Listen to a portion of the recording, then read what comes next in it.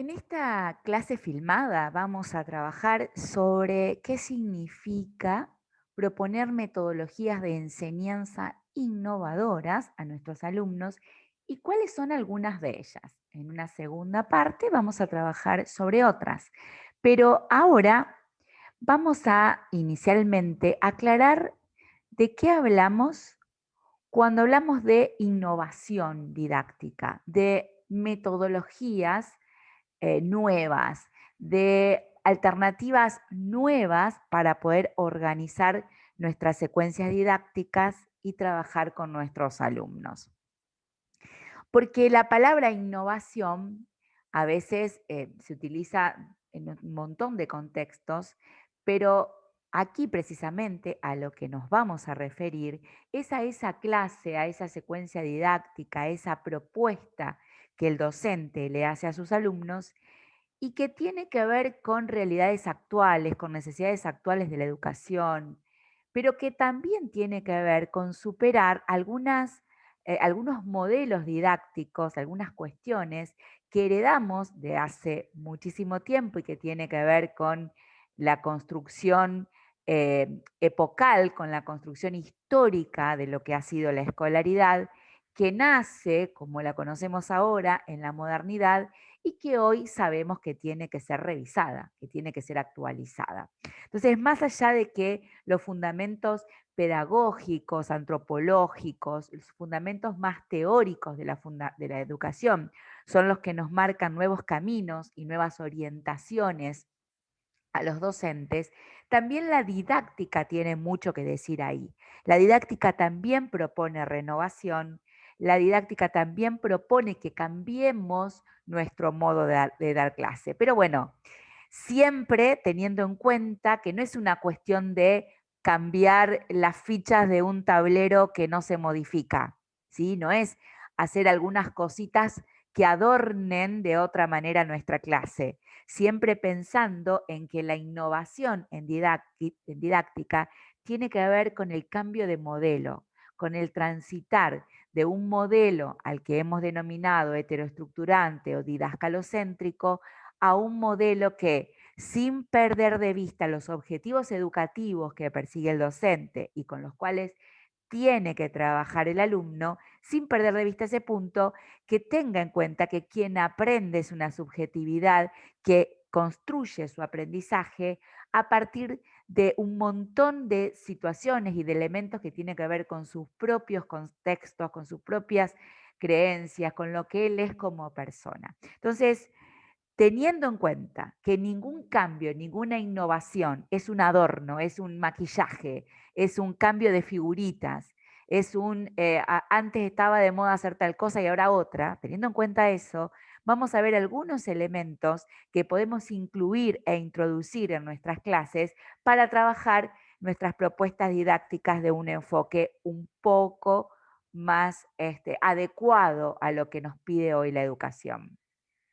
Entonces, cuando hablamos de metodologías innovadoras o de metodologías diferentes, estamos diciendo que van a ser formas de plantear nuestra propuesta didáctica que sean alternativas a esa clase tradicional o esa clase conductista que nosotros recibimos como alumnos tal vez y que recordamos también.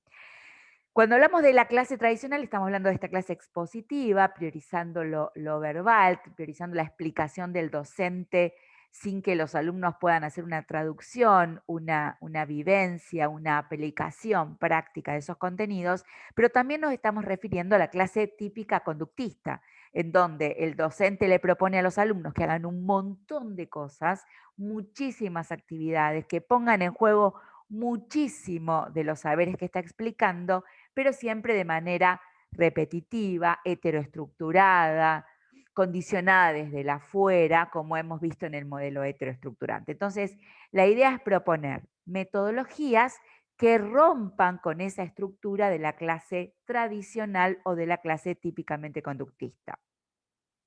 Por lo tanto, vamos a ver que estas propuestas tienden a generar con unas actividades en las que los alumnos puedan trabajar con el saber, pero a través de herramientas y estrategias que le permitan realmente construirlo, que le permitan realmente elaborar conocimiento, adquirir esos saberes disciplinares que los docentes pretendemos que los alumnos adquieran, pero de manera significativa. Es decir, actividades con alto valor didáctico porque producen en los alumnos o facilitan en los alumnos la adquisición de saberes, de contenidos de manera altamente significativa. También estas metodologías van a pensar el saber, el contenido, lo que el docente tiene que enseñar, desde la complejidad y no desde la simplificación. Nosotros sabemos que la escuela moderna, tal como la heredamos, tiende a separar los saberes, a atomizar los saberes y a hacer como pequeñas pastillitas de saber que se van tomando, se van digiriendo de a poquito, de a una, pero en donde el alumno no alcanzaba a percibir la relación que tenían estos elementos entre sí. Por el contrario, las propuestas metodológicas alternativas o innovadoras tratan de que el alumno se sumerja en esa complejidad, que juegue en esa complejidad, tal cual como la percibe en la vida real. Después el docente le ayuda, por eso el paradigma es, el modelo es interestructurante y no es autoestructurante, sino que el docente colabora, media, interviene, facilita, ayuda al alumno a digerir, a trabajar, a, a poder moverse en esa complejidad que en principio parece caótica, pero que con la ayuda del docente se va organizando, se va estructurando, se va armando. Entonces, pensar en metodologías innovadoras supone pensar los contenidos de manera compleja, de manera articulada, de manera relacionada, tal como después el alumno lo va a vivir en la realidad concreta. Porque en la realidad concreta nosotros no tenemos docentes que nos separen las cosas y nos digan, mira, esto es esto, esto es... No, no, en la realidad concreta está todo junto y los seres humanos tenemos que movernos en esa realidad que es compleja y que si en la escuela, en lo escolar, la simplificamos excesivamente, después el alumno cuando sale a la realidad concreta no coincide con eso que aprendió en la escuela y lo que aprendió en la escuela, que cuando digo lo escolar, ustedes saben también que me estoy refiriendo también a lo universitario, lo que aprendió en la escolaridad no le sirve, porque no tiene el mismo código, no tiene la misma perspectiva de lo que la realidad le está planteando. Dos elementos más se suman a estas metodologías. En general, todas, aunque no estén directamente orientadas a lo tecnológico, como vamos a ver en la segunda parte de este video, todas se potencian, se aprovechan mejor, trabajan mejor alumnos y docentes si en esta metodología intervienen los recursos digitales. Si podemos trabajar digitalmente aquello que presencialmente o de manera no digital no se puede trabajar con tanto enriquecimiento. Entonces, las metodologías innovadoras en general funcionan mejor si se utiliza tecnología, aunque no es imprescindible, ¿sí? Porque estas metodologías vienen planteándose desde hace muchos años cuando tal vez ni siquiera estaba lo digital presente. Y por último, a partir de todas las indagaciones de los psicólogos socioconstructivistas que nos aportan esta mirada de que lo social, pero lo social enriquecido, es decir, lo social en donde hay verdadera interacción con otros, siempre produce mejores y más amplios y más, más potentes aprendizajes. Es decir, si yo aprendo solita con un libro en mi casa, voy a aprender mucho menos y mucho menos enriquecido que si yo aprendiera en interacción. Entonces, todas estas metodologías también en algún punto de su recorrido o de su trayectoria invitan a que sean un aprendizaje con otros, ¿sí? Un aprendizaje en donde la interacción no solamente con el docente, sino con los otros compañeros o con otras personas del entorno, potencien los aprendizajes que se están produciendo. Entonces, todos estos elementos van a ser los que vamos a encontrar en todas las metodologías que vamos a trabajar. No son exclusivas de una metodología. Por lo tanto, cuando uno bucea en Internet y busca las descripciones de estas metodologías, vamos a ver que esto empieza a repetirse, empieza a ser común en todas de ellas. Por lo tanto, no va a ser en lo que nos concentremos en el video este y en el que sigue. Nosotros ahora vamos a concentrarnos en las diferencias, en lo que hace que esta metodología se distinga de la otra, porque todas van a tener en común estos puntos. Vamos primeramente a distinguir dos tipos de metodologías. Vamos a trabajar con estas primero y vamos a distinguir, vamos a caracterizar otro grupo de metodologías en el próximo video. En este primer grupo de metodologías, que vamos a tomar 4 de ellas, que son aprendizaje ubicuo, aprendizaje mediado por TICS, aprendizaje colaborativo y aprendizaje situado, tienen como característica común, además de las que ya mencionamos, que no tienen pasos estructurados o que no tienen autonomía. Estas son metodologías que enriquecen o potencian otras propuestas metodológicas. Están presentes, están como integrando y enriqueciendo las metodologías que vamos a ver en el segundo video. El objetivo general de estas metodologías, más allá de enriquecer y potenciar otras propuestas didácticas que vamos a ver más adelante, además de eso, tienen un objetivo específico en estos tiempos, que es generar en los alumnos habilidades blandas, habilidades que van a perdurar en el tiempo y que le van a servir al alumno para trabajar en cualquier contexto laboral, pero también para desempeñarse en la sociedad actual. Si volvemos un segundo para atrás, vamos a ver, por ejemplo, que el aprendizaje colaborativo va a hacer que los alumnos adquieran habilidades para trabajar con otro, empatía, capacidad de organización, capacidad de asumir roles y desempeñarlos para no lesionar el trabajo grupal, capacidad de escucha, capacidad de interacción con otros de manera ordenada, respetuosa, el respeto por la opinión ajena y el poder dialogar con otros. Todas estas son habilidades que se aprenden a través de implementar metodologías basadas en el aprendizaje colaborativo. En el aprendizaje ubicuo, en donde vamos a ver cómo el alumno aprende a interactuar en el mundo digital y a informarse a través de un montón de medios, el alumno aprende aquí a utilizar habilidades relacionadas con la búsqueda, con la selección, con la organización y con el registro de información en modalidad digital. Esto lo va a extender a cualquier tipo de tarea fuera de propiamente lo escolar. Asimismo, el aprendizaje mediado por TICS no va tan dirigido a la búsqueda, análisis, selección y registro de la información, sino que está mucho más orientado a la comunicación a través de TICS. Y las habilidades necesarias para comunicarse, no solo de manera eficiente, que tiene que ver con el uso de las herramientas, sino de manera respetuosa, de manera ética, de manera socialmente válida, son todas habilidades blandas que se aprenden cuando los alumnos utilizan TICS.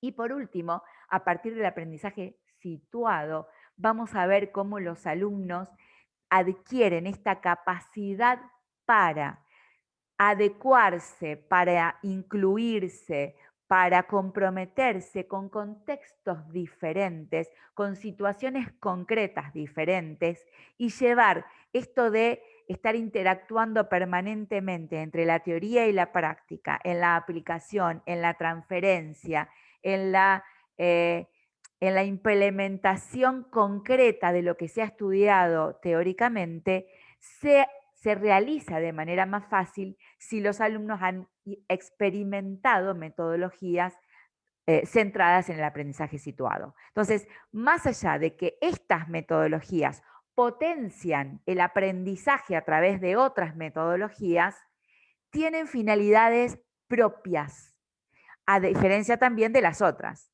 porque en el trabajo con estas metodologías, el docente puede lograr aprendizajes que van más allá de los contenidos propios que quiere enseñar.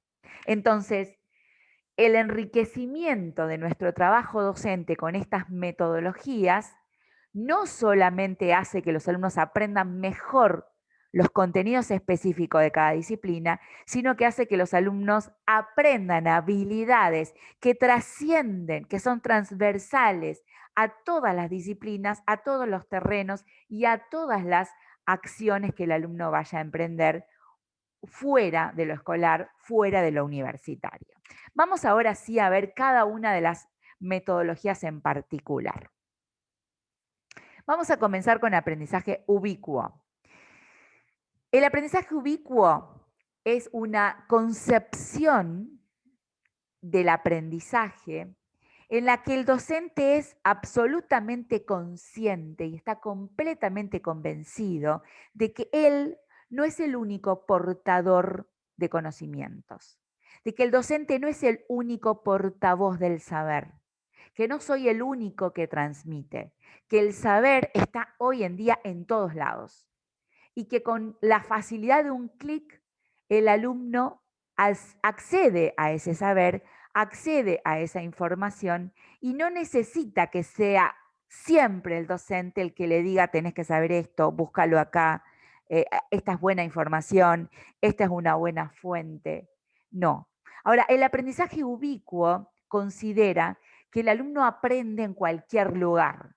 Es decir, el alumno está en el club conversando con una persona y también aprende.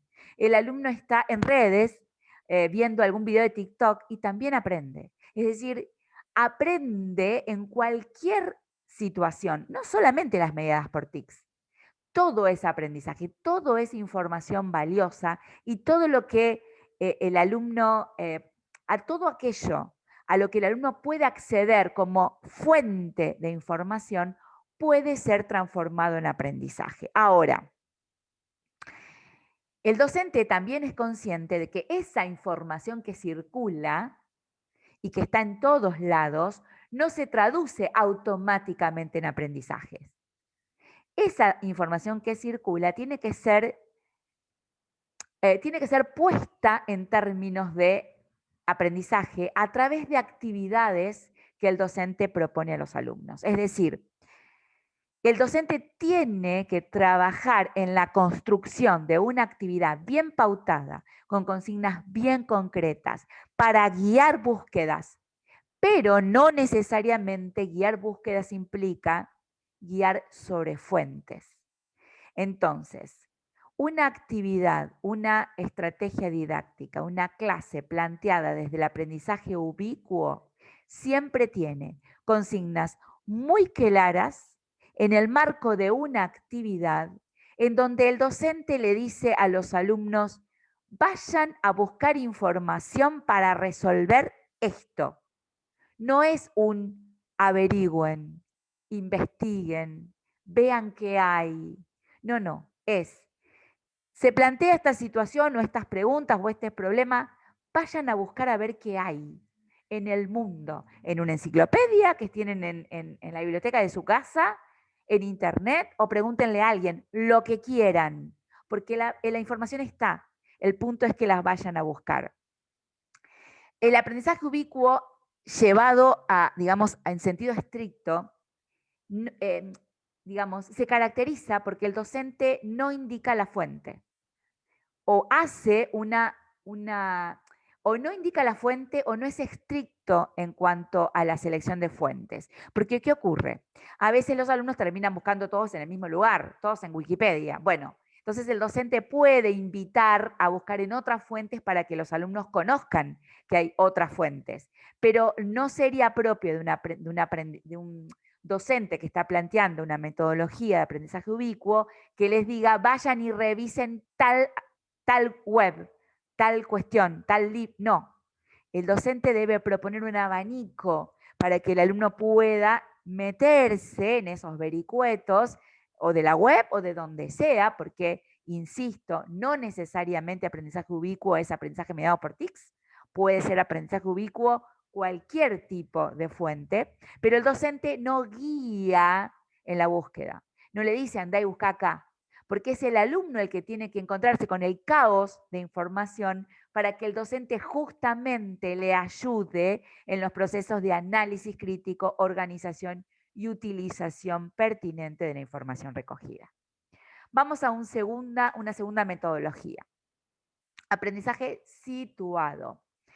En el aprendizaje situado hay toda una teoría del aprendizaje de base que se llama cognición situada. En esta teoría se aprende siempre operando sobre la realidad concreta. Los aprendizajes que más se sostienen a largo plazo, que son más profundos, que son más, que se hacen carne en el alumno, son los que el alumno vive, son los que el alumno realiza por sí mismo en su contexto y en su práctica cotidiana, porque es ahí donde le encuentra sentido.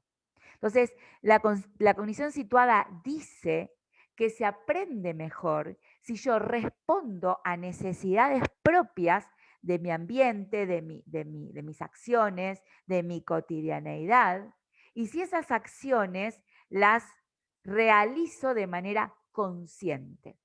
Entonces, cuando el docente quiere aprovechar la cognición situada, lo que hace es vincular permanentemente los contenidos que está trabajando con lo que puede ser la experiencia cotidiana del alumno. Busca que los ejemplos que propone, los casos que propone, el lugar desde donde parte para explicar, la situación que usa como modelo para que el alumno pueda dotar de sentido a lo que está explicando, siempre sean situaciones de la vida cotidiana del alumno o del futuro profesional que estamos formando. Por lo tanto, siempre se busca conectar los contenidos con lo que el alumno vive o puede vivir, con lo que el alumno puede imaginarse, con lo que el alumno puede relacionar de su vida cotidiana. Y por supuesto, tiene que favorecer esa adquisición y esa aplicación de contenidos con la vinculación de la realidad concreta del alumno y si puede utilizar lo vivencial como estrategia. ¿Qué significa esto? Si el docente puede llevar a los alumnos al terreno, llevarlos a ver lo que él quiere enseñar, llevarlos a vivir lo que él quiere enseñar, avanza desde aprendizaje situado a aprendizaje vivencial, es decir, ir a vivir aquello que voy a aprender. Este aprendizaje vivencial no siempre es posible, pero bueno, podemos llevarlo al aula a través de videos, a través de relatos, a través de narraciones, a través de podcasts, a través de artículos. Hay un montón de maneras que, sin llegar tal vez a llevar a los alumnos a la situación de vivir lo que le estamos enseñando, podemos llevar la situación al aula. Y también vamos a estar trabajando con aprendizaje situado. Vamos a la tercera metodología. Aprendizaje colaborativo o cogestionado. La diferencia va a estar en el nivel de organización que estamos pidiéndole al grupo que tenga en función de la tarea que le asignamos. Aprendizaje colaborativo es como la forma más básica de la organización grupal, en donde los alumnos, frente a una tarea, se organizan para responder, ¿sí? Se organizan para resolver. En cambio, en el aprendizaje cogestionado siempre va a haber un proyecto, un desafío, una acción bastante compleja, con bastantes pasos a largo plazo, que va a llevar muchos tiempos, que va a tener diferentes roles para cumplir, y entonces el grupo va a tener que realmente hacer una gestión, una organización de un proceso y va a tener que gestionar juntos algo que va a tener que terminar siendo un producto o un resultado. Aprendizaje cogestionado generalmente termina mezclándose con la metodología que vamos a ver en la segunda parte del video, que es aprendizaje por proyectos. Entonces, aprendizaje colaborativo sería un trabajo grupal en una clase o en una secuencia didáctica, y aprendizaje cogestionado sería asignar para el trabajo grupal la realización de un proyecto más a largo plazo, ¿sí? Entonces, el nivel de organización y de gestión que va a tener que tener el grupo es mucho mayor que un sencillo trabajo grupal en el que todos tienen que colaborar. El aprendizaje colaborativo cogestionado tiene sus principios teóricos en todas las teorías del aprendizaje que trabajan con la construcción social del aprendizaje. Pero para que efectivamente un trabajo en grupo sea aprendizaje colaborativo, tiene que tener sí o sí esta característica. La actividad que propone el docente debe requerir el trabajo en grupo para ser realizada. Es decir, si yo no pongo pautas claras en donde los alumnos sientan que si no lo hacen en equipo, el trabajo va a ser más pobre, los alumnos no van a necesitar interactuar y no va a haber realmente construcción social del aprendizaje. Hubiera sido más sencillo que cada uno lo haga por separado y después junten todo. Entonces, cuando yo asigno una actividad en donde cada alumno puede hacer un pedacito por separado y después cada pedacito se junte en un mismo archivo o en una misma exposición y cada uno puede decir su parte, eso va a ser trabajo en grupo, pero no va a ser aprendizaje colaborativo. La tarea que yo asigno debe necesitar la articulación de diversas miradas, de diversas opiniones, de diversas acciones que los alumnos hagan, tal vez por separado, pero que en algún momento tengan que interactuar, tengan que integrarse, tengan que fusionarse para armar algo que es común, que va a ser mucho mejor que si cada uno lo hubiera hecho por separado. Entonces, esto es distintivo en el aprendizaje colaborativo. No cualquier trabajo en grupo termina siendo efectivamente colaborativo. Entonces, ojo aquí con la tarea que preparamos. La última y cuarta propuesta metodológica es aprendizaje mediado por TICs.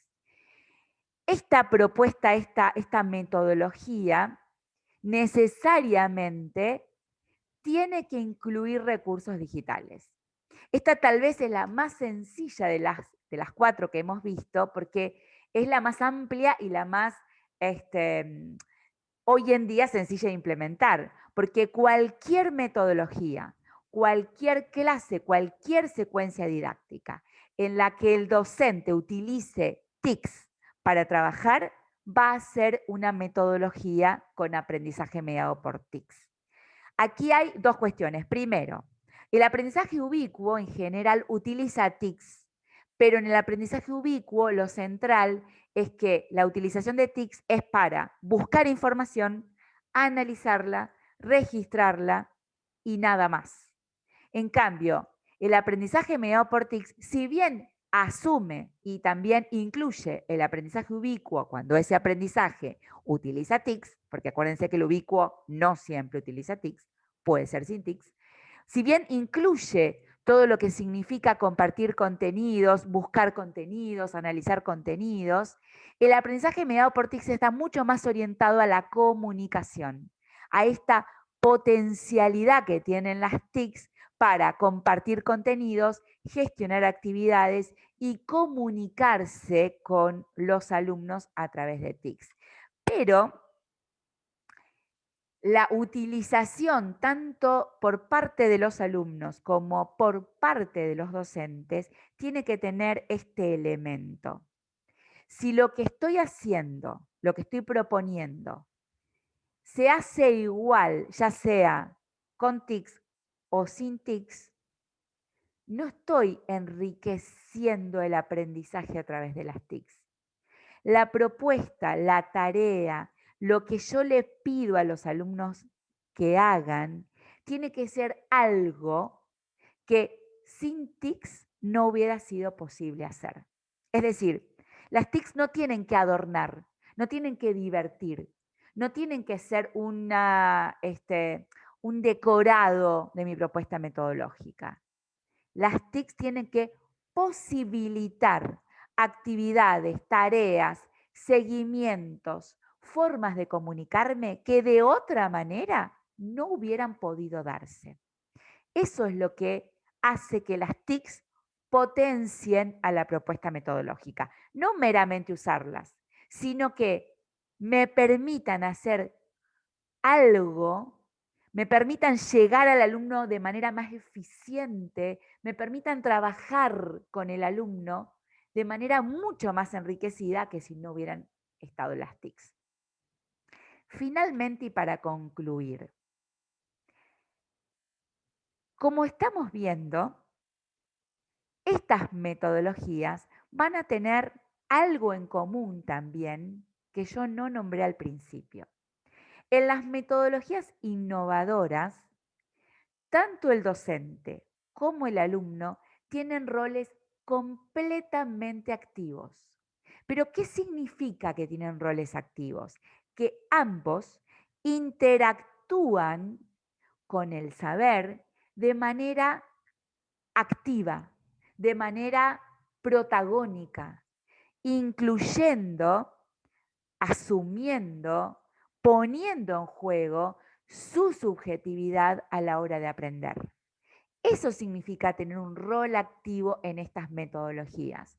Por eso recién, por ejemplo, yo decía, no es aprendizaje mediado por TICs, no es solamente usar una TIC. O sea, si un docente utiliza Zoom o se para en el aula y arma un PowerPoint y utiliza un montón de recursos, utiliza videos, pero le propone al alumno que mire el PowerPoint o que mire el video y que de alguna manera, lo memorice, lo copie tal cual, lo diga tal cual, no lo haga suyo de ninguna manera, está utilizando TICs, pero no está haciendo nada innovador, porque ahí no le está dando al alumno lugar para ser protagonista de su propio aprendizaje. No está trabajando con la cognición del alumno. El docente está contando lo que él sabe, nada más que de una manera más adornada, de una manera más actual, con un Prezi, con un Genially, pero es lo mismo. Si el docente le propone al alumno que haga un montón de cuestionarios autocorregibles utilizando una plataforma o un quiz digital, y esos cuestionarios el alumno los hace solo y en ningún momento el docente trabaja con lo que ese alumno hace, con lo que piensa, con la subjetividad que pone en juego a la hora de realizar esos quiz, el docente sigue siendo un docente conductista, en donde asigna un montón de actividades, nada más que ahora digitales, y el alumno las hace, pero no está trabajando el docente con lo que el alumno está haciendo en su proceso de aprendizaje. Entonces, todas estas metodologías necesariamente van a ser innovadoras si el docente tiene grabado a fuego en su cabeza que cuando el alumno aprende, lo hace de manera procesual, lo hace de manera lenta, dificultosa, subjetiva, que necesita ayuda, que necesita que el docente esté ahí mirando los errores que comete, los problemas que tiene para aprender, las dificultades con las que se encuentra, lo que no entiende, lo que necesita otro tipo de explicación. Así, el docente, aunque no utilice TICs, aunque lo haga de la manera, comillas, más tradicional en el aula con los alumnos, ahí igual va a estar siendo un docente innovador.